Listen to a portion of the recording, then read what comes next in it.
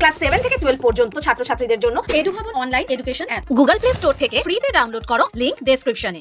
ভারতের সঙ্গে নিরাপত্তা এবং কৌশলগত বোঝাপড়া আরও বৃদ্ধি করছে আমেরিকা। আমেরিকার প্রতিরক্ষা দপ্তরের তরফে জানানো হয়েছে, মঙ্গলবার যুক্তরাষ্ট্রের প্রতিরক্ষা সচিব পিট হেগসেথের সঙ্গে ভারতের প্রতিরক্ষা মন্ত্রী রাজনাথ সিংয়ের ফোনে কথা হয়েছে।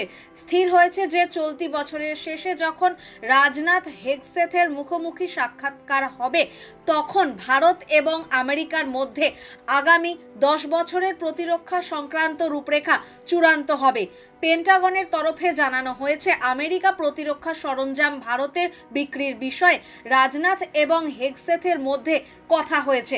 পেন্টাগনের বিবৃতিতে বলা হয়েছে, হেগসেথ দক্ষিণ এশিয়ায় আমেরিকার গুরুত্বপূর্ণ প্রতিরক্ষা সহযোগী হিসেবে ভারতের গুরুত্বের বিষয়টি তুলে ধরেন। গত ফেব্রুয়ারি মাসে আমেরিকা সফরে গিয়েছিলেন প্রধানমন্ত্রী নরেন্দ্র মোদী।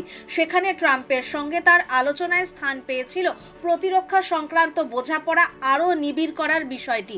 সেই বৈঠকের সূত্র ধরেই এবার আলোচনা আরও এগিয়ে নিয়ে যেতে চাইছে দুই দেশ।